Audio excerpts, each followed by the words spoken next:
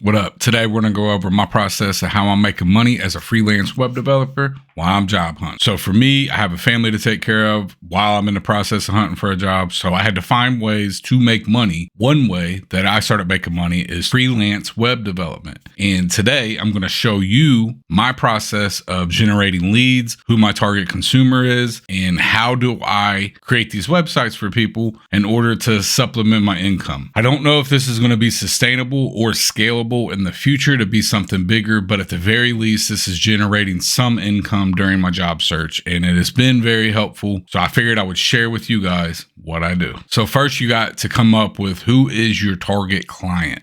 And for me, I was thinking of the average man that has a small business, and maybe it's just him. It's somebody cutting grass, doing plumbing, doing electric, but they are their own business.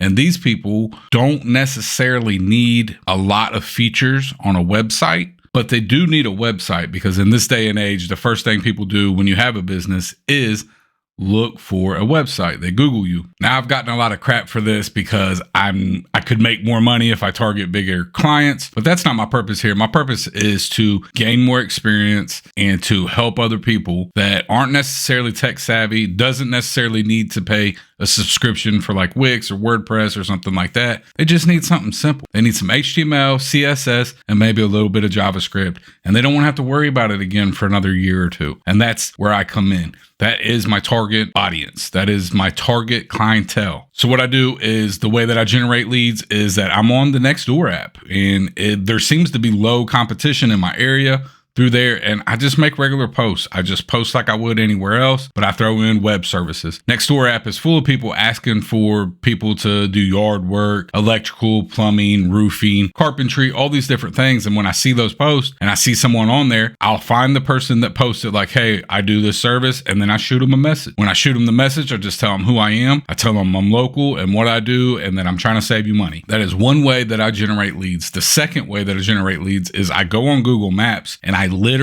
just wanted to say thank you guys for watching my videos. The channel's growing fast. Please hit like and subscribe. And if you get any job leads, let me know. My email's in my channel. Thank you. Back to the video.